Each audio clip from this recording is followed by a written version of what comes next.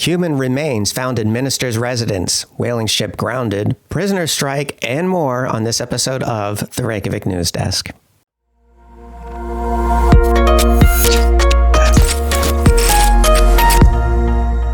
First up on the Reykjavik News Desk, as I told my patrons, I was temporarily out of commission because I had the shingles. Yeah, do not recommend.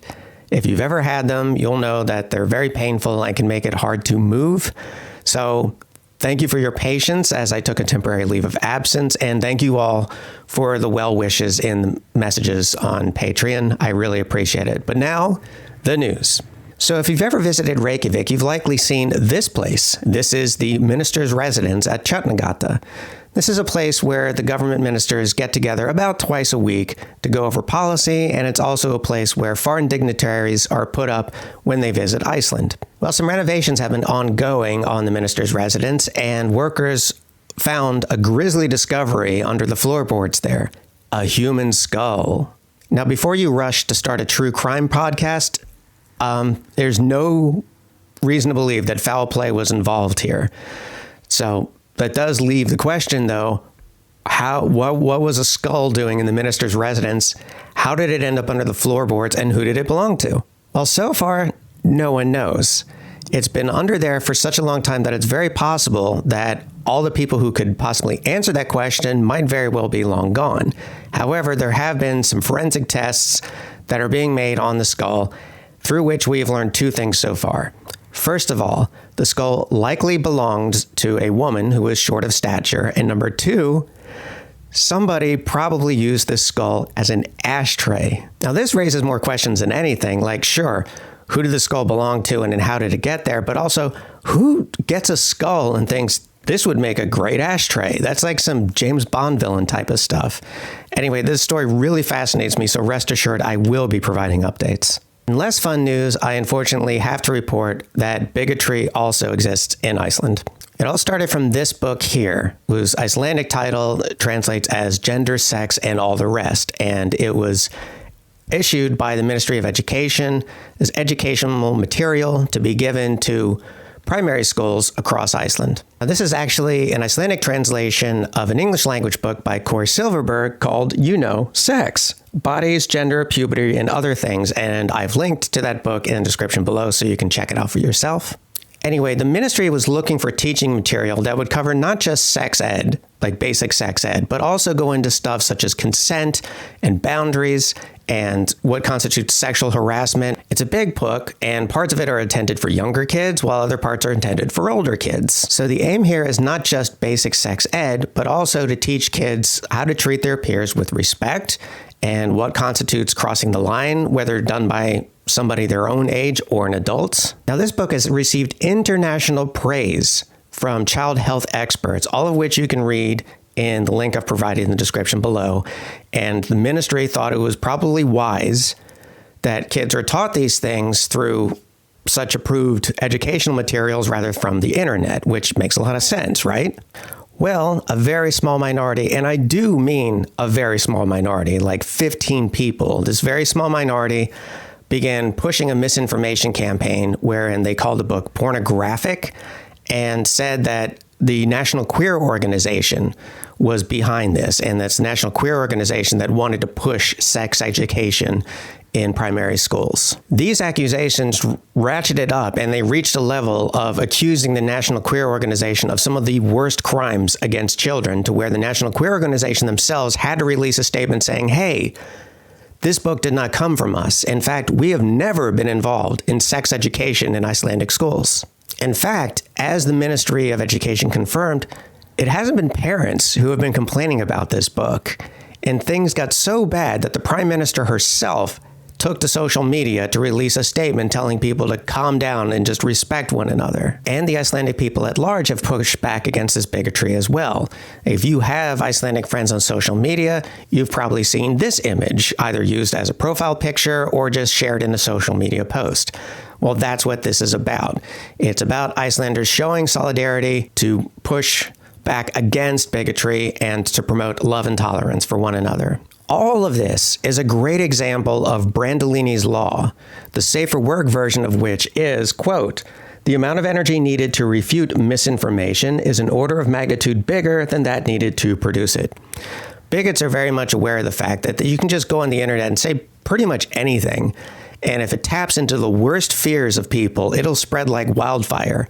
And the best defense against this is just a concerted, repeated, and constant effort to refute it and debunk it and show people what the actual truth of the matter is. And as a queer Icelander, yeah, it is pretty scary to see how quickly dangerous misinformation can spread. And it is dangerous.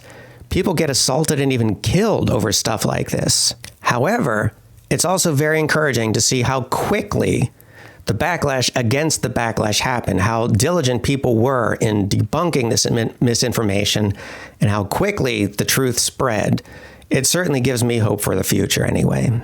Speaking of the future, Parliament is back in session, and as promised, the Pirate Party has submitted a bill calling for a ban on whale hunting. And furthermore, this bill also has the support of the Social Democrats, the Reform Party, and the People's Party. In a synchronous event, the Icelandic Food and Veterinary Authority has grounded one of the two fin whaling boats for breaking the regulations that the Minister of Fisheries, Andie Sophia, put in place. Now, as I reported, when the Minister of Fisheries chose not to extend the ban beyond September 1st, she did so by adding a whole bunch of other regulations, regulations being something that a minister can write without having to put it before Parliament for a vote. And I speculated that she was likely doing this because more regulations means more occasions to breach them, which means more occasions to be able to ground fin whaling boats and keep them from going out to sea. Well, that's what's happened here, as a supervisor from the Food and Veterinary Authority who was on board one of these whaling boats witnessed as they harpooned a fin whale outside of the area of a whale's body where you're supposed to harpoon it. And when that happens, you're supposed to fire a second shot immediately. Instead, it took half an hour for this boat to fire a second shot, during which time the whale was, of course, in great pain, but mercifully, the whale died within minutes of the second shot. Now, this violates the regulations on whale hunting, and so this boat was grounded and will remain grounded until such time as it can update its machinery. So it seems as though the minister's passive-aggressive gambit did work, temporarily at least.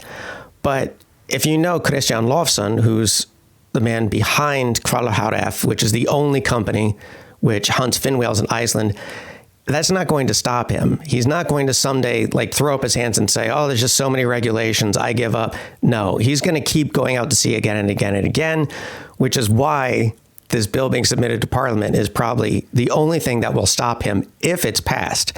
And whether or not it will be passed remains to be seen. In other news, Iceland's prisoners are going on strike. Now, this is a fascinating story which sheds a lot of light on how Iceland's penal system differs from the penal systems of a lot of other countries. So this applies specifically to the prisoners of Litlahraun, which is Iceland's largest prison. Prisoners there, as in other prisons in Iceland, they do have the right to work.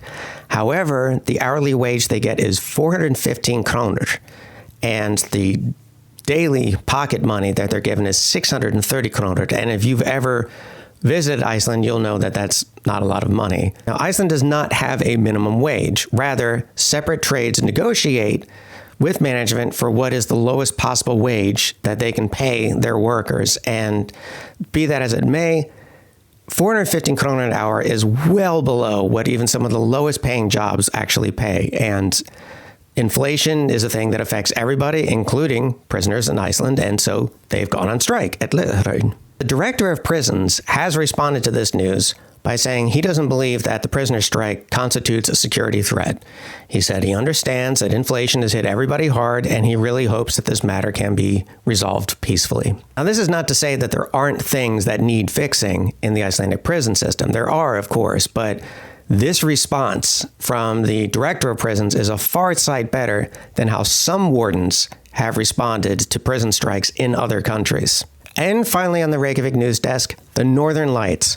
Who doesn't love them? Well, on September 13th, National Geographic photographer Babak Tafreshi was at the Arctic Henge Monument in Gröfuhöp, photographing and recording the Northern Lights there. Pretty majestic, isn't it? Well, it gets better, because in that exact moment, a satellite entering the Earth's atmosphere exploded in a ball of light so bright that for a brief moment, the entire area was lit up as bright as daylight. I've linked to the full video and Babak's website in the description below. I highly recommend you check it out. It is absolutely breathtaking to witness, even without the satellite. And that's all I have for you today on the Reykjavik News Desk. Be sure and like and subscribe. And just as a reminder, the next Ask Me Anything session drops tomorrow at 1600 GMT. That's noon Eastern Standard Time for those of you in the United States. And this is an occasion wherein my patrons and myself get together on a video call.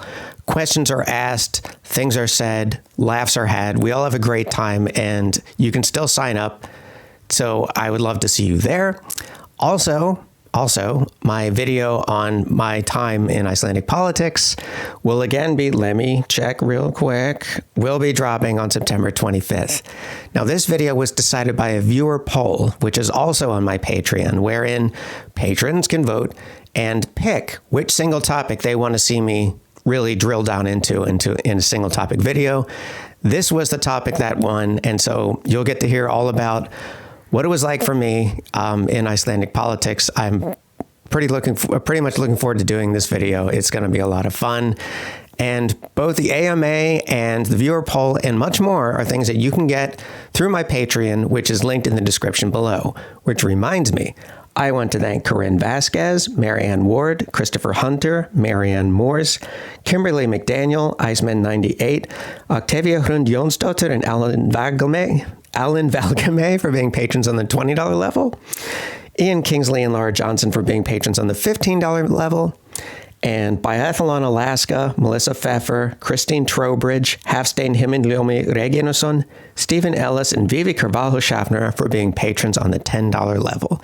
You folks rock. That's all from me at the Reykjavik News Desk. Be good to each other.